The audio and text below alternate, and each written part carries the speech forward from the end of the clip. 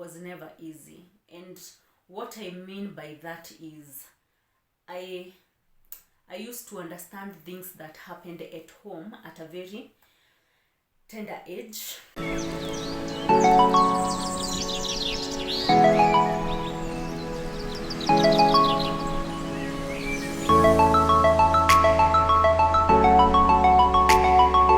Some of the things that we used to do is to help her clean the church, as maybe she weeds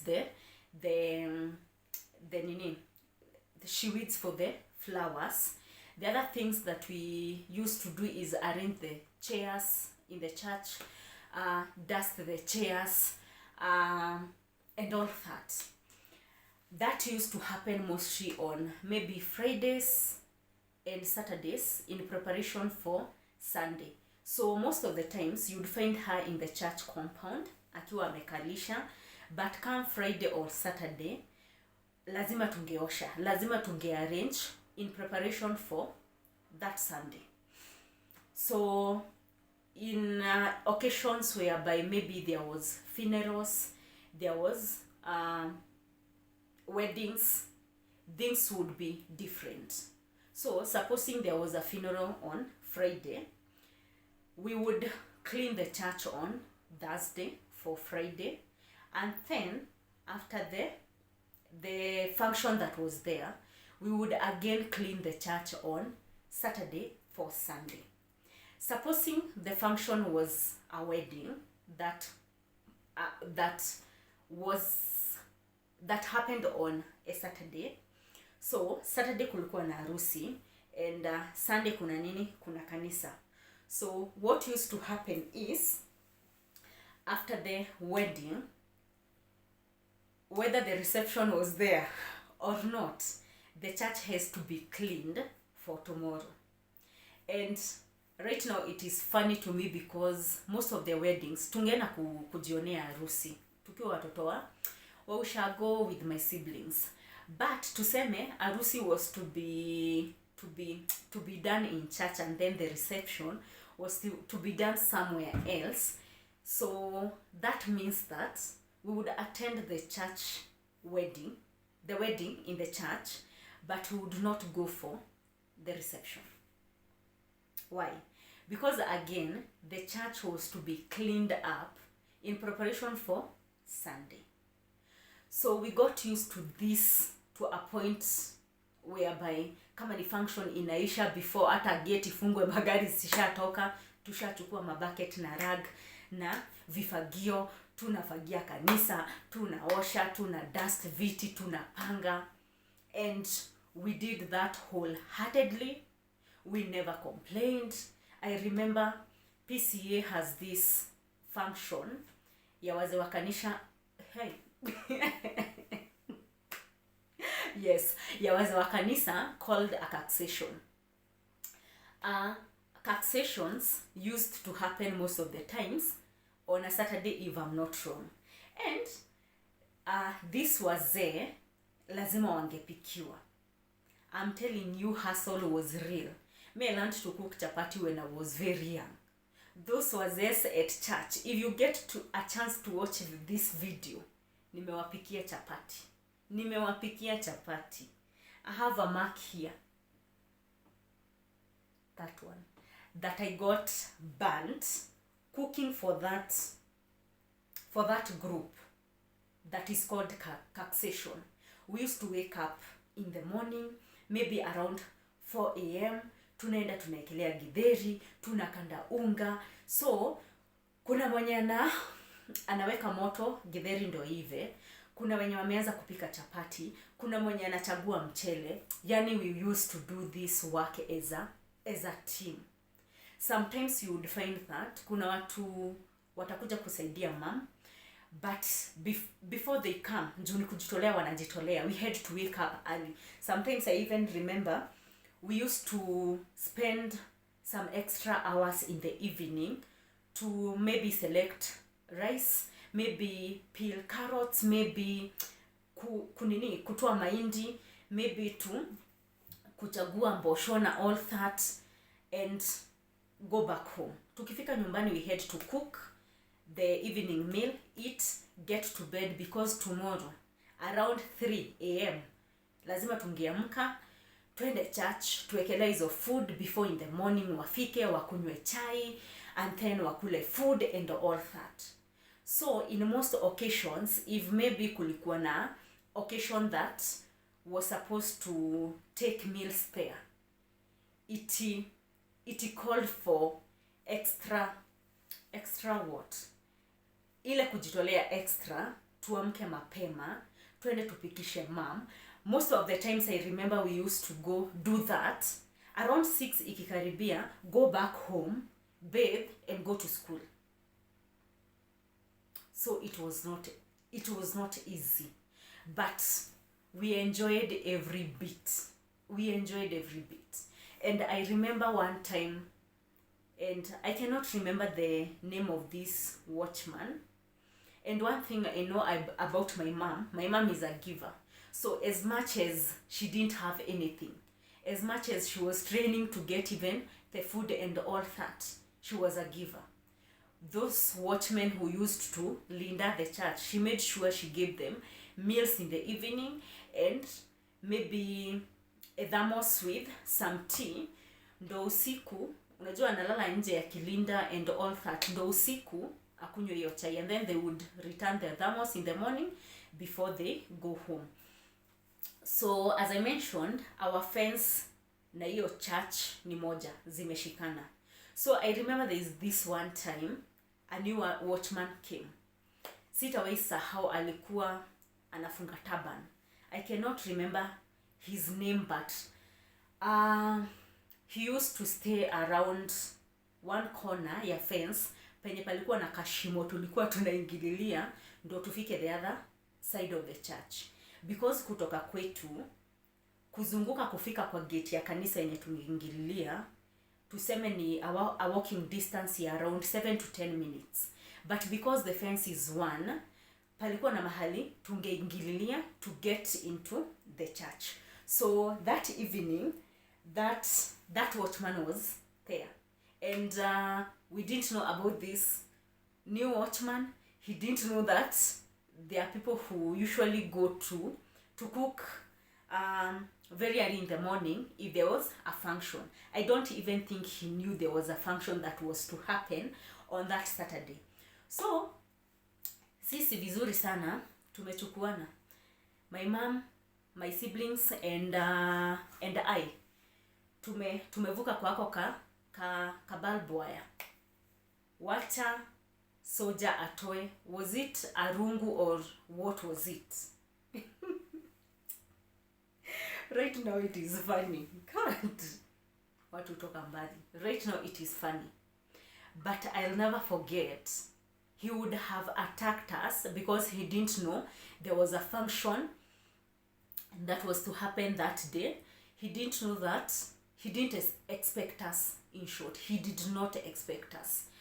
So that was one scenario. The second scenario that happened, again we went to the church around 3 a.m. kuekelea githeri, because there was a wedding that was to happen in that church and the reception was to be there. So unajua harusi in those days watu walikuwa wanapika githiria, mahindi ngumu and all that. So again we woke up very early in the morning to go wekelea that githeri. Again, I don't know what happened, and there was a patrol. Ilikuwa ina patrol around the church na around the neighborhood. And again, I don't think they knew kuna function ilikuwa happen in that church. No, I think the soldiers ni wenye walikuwa walinde, because there were some tents, some equipments that were left in church and all that. Sisi hatuko tunajua kuna askari wameajiriwa walinde hizi equipments.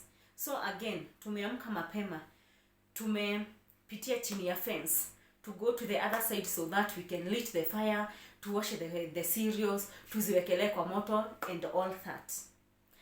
I'm not sure whether these security men were asleep or what, I can not tell, but they woke up pointing the guns towards the fence whereby we were lighting that fire.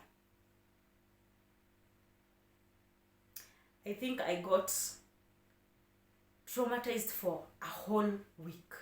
A whole week. Because we were like, if maybe he didn't take his time, if maybe he never waited, what would have happened? Because I think what he did after he did that, because it was still dark, he took his time to listen to what was happening. Akasikia kuna mtu mzima na still kuna watoto, and then kidogo kidogo stima zikawaka, because unajua we were still in the process of kuna mtu anafungua mlango, kuna mtu tafuta tukuni hapo and all that. Stima zikawaka. He was like, oh, nyinyi ndio mlikuwa mkuje kuwekelea chakula? And we were like, oh my god. Yes, we were, and we never knew kulikuwa na security and all that. So in short, what I mean, again, that life that I saw my mom go through akifanya kazi kwa kanisa was never easy at all. Was not easy at all. But I thank God that we got that opportunity to serve in church. I thank God that we got that opportunity to do all that, because imagine we never complained. We never saw it as a lot of work. I remember kuna time tulikuwa tuna prepare and go home, take some bread and tea, juu hakuna mpaka time ya kupika, and then go to bed. But it was not in vain. It was not in vain, imagine. And today, thank God that we went through that, because today we can tell what my mom went through, how she served in that church, the way alijitolea wholeheartedly to give service to that church, is why we are here today. And maybe someone out there is listening to me and is like, hizi ni kazi ufanywa na watu. But one thing I would tell you, as kids, we've never sat down and discussed what we went through, the life that we had, the challenges that we got, kila mtu kivyake, with the life that we went through. But this is something that every other family out there are going through. Probably you are out there, you've lost hope because of what your mom does. You've lost hope as a parent because of how the situation is.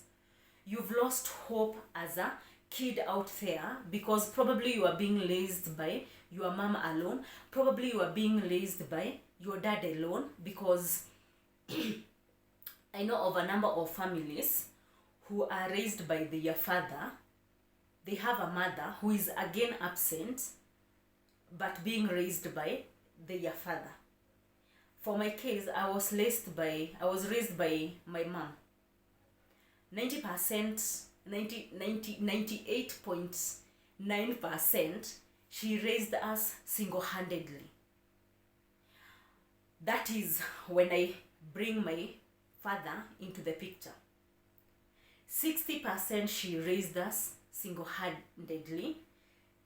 40% was the help she got from the society. So it is never easy to people who've gone through that, and it affects them emotionally, physically, psychologically. And one thing I would tell you, people, being a firstborn and having seen all that growing up was never easy, because I would tell hakuna pesa za kurudi shule, probably hakuna chakula, but at the end of the day that food have to be provided and all that. Most of the times I could hear my mom maybe sing soulful songs. Sometimes you would see her cook the meals and not take it because probably she want to spare some for us to carry tukienda shule and all that. So it was never easy. It was never easy. And one thing I usually say, as a firstborn, you're like a deputy parent.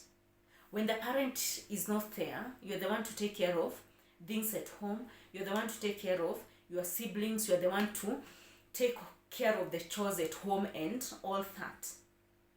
So una imagine your parent has gone out there to hustle, umeachana na your siblings na mumeachana na mwaka moja, so you have to take care of them. Like for me, I learned how to cook a meal that would have been taken by a whole family. I think I was in class 3. I would cook food that hata mama karudi kutoka job, she would eat that meal and get to bed. I would clean the clothes for my siblings. We would do the chores and all that. So, and most of the firstborn can testify with me, especially if you didn't come from a very stable background. You are like a parent. You become very dependent with things around you. You are able to take care of stuff at a very tender age. You are able to become responsible of a number of things. And so much is expected of you by the society, by your parent, to be a role model to your siblings and all that. So again, I would say life was not easy. Well, life was not easy at all. Tulifanya kazi, tulichapa kazi. Kanisani tulifanya kazi. We used to clean the church. Tunatoka kwa church, tunaenda kwa place ilikuwa inaitwa jukwaa, whereby if the church ceremony was not happening inside the church, maybe other churches around from the same denomination walikuwa wanakuja in that parish, because of the number of people na hawange fit in church, they used to conduct that service outside. So penye the priest, the guest wanakaa uko mbele is called a jukwaa. Tunaosha jukwaa, tunaenda the hall. The hall nayo ni kwenye viti zilikuwa zinakaa, maybe kuna drama festivals huko ndo kungetendeka vitu kama hizo, maybe kuna meetings kama hizo, akina taxation zitafanyika huko, tunaosha huko. From there tunatoka hapo tunaenda tunaosha choo. From there tunaenda tunaosha the veranda around the church. From there kama kuna weeds zime grow huko tunang'oa. My friend, tulichapa kazi kanisani. But one thing I remember, na once usemwa na Kikuyu kwaga inekore umithio, because that place, and I keep repeating that, is that place brought us here today. And I thank God that happened. Maybe I wouldn't be here today, because that place opened a new door for my mom, and she got a more stable job.